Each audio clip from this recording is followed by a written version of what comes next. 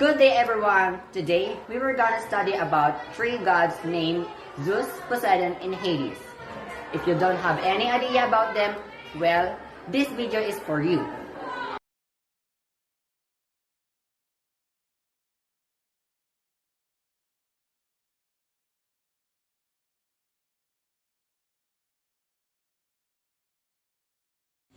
Zeus is the sky and thunder god in ancient Greek religion, who rules as king of the gods on Mount Olympus. His name is cognate with the first element of his Roman equivalent Jupiter.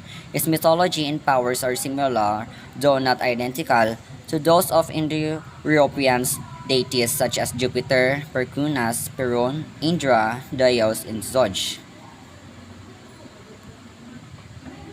Zeus is the child of Cronos and Rhea, the youngest of his siblings to be born, though sometimes reckoned the eldest as the others required disgorging from Cronos' stomach.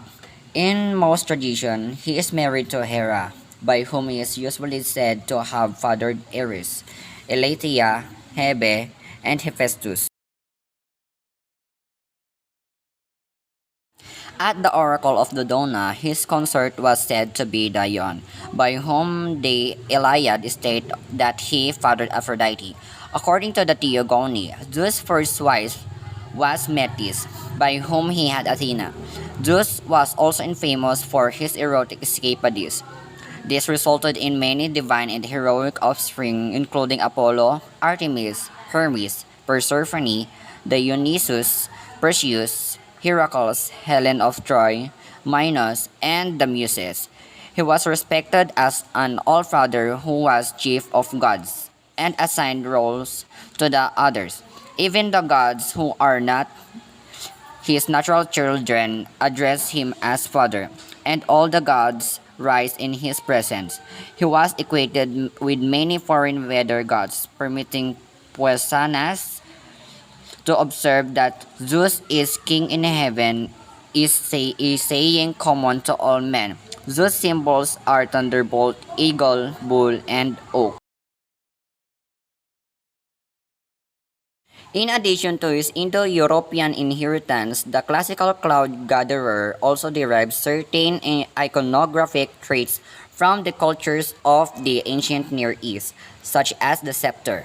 Zeus is frequently depicted by Greek artists in one of three poses: standing, striding forward with a thunderbolt leveled in his raised right hand, or seated in majesty. It was very important for the lightning to be exclusively in the god's right hand, as the Greeks believed that people who were left-handed were associated with bad luck. Poseidon was one of the 12 Olympians in ancient Greek religion and mythology, presiding over the sea, storms, earthquakes, and horses. He was the protector of seafarers and the guardian of many Hellenic cities and colonies. In pre-Olympian Bronze Age Greece, Poseidon was venerated as a chief deity at Palos and Thebes, with the cult title Earthshaker. In the midst of isolated Arcadia, he is related to Demeter and Persephone and was venerated as a horse and as a god of the waters. Poseidon maintained both associations among most Greeks. He was regarded as the tamer and father of horses, who with a strike of his trident created springs. His Roman equivalent is Neptune.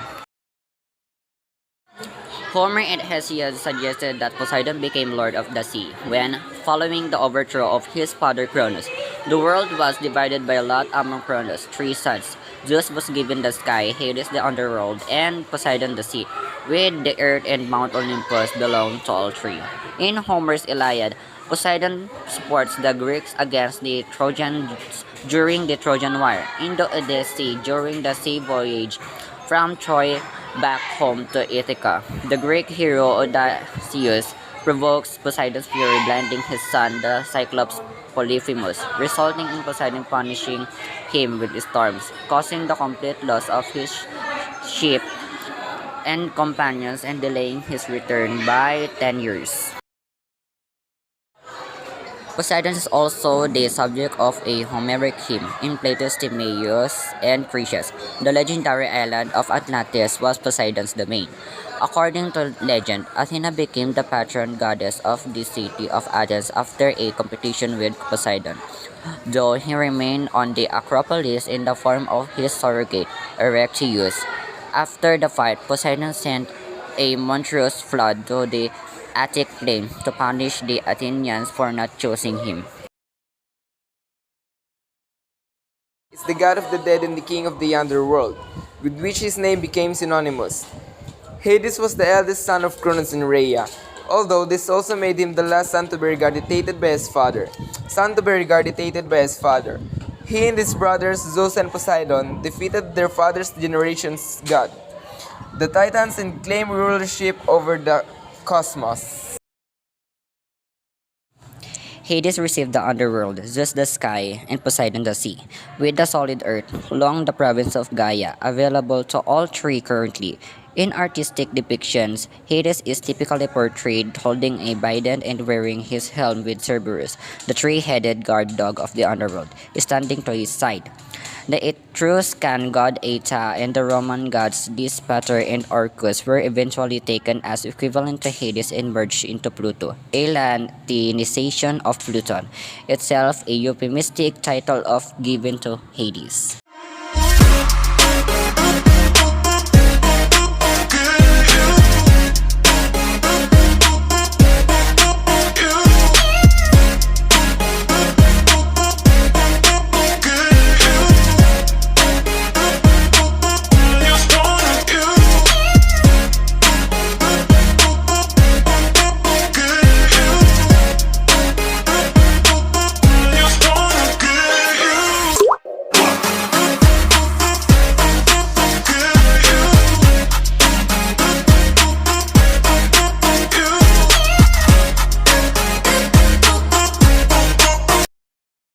Earlier, we discussed about Zeus, the god of sky, Poseidon, the god of the sea, and Hades, the god of war.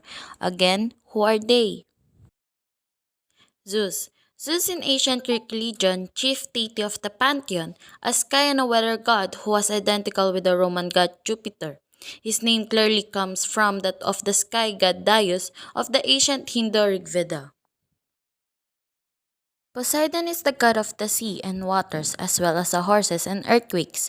This is why so many temples are dedicated to him both along the coast and inland. On Fountain, Poseidon is often depicted as a formidable man with a wild beard, sometimes with his companions, the Tritons, which are fish with human torsos. Hades, Greek Hades the unseen, also called Pluto or Pluton, the wealthy one or the giver of wealth. In ancient Greek religion, god of the underworld, Hades was a son of the Titans Cronus and Rhea and brother of the deities Zeus, Poseidon, Demeter, Hera, and Hestia. That's all for today. I hope that you learned something from this video. Please like, share, and subscribe, and don't forget to click the notification bell. Bye-bye!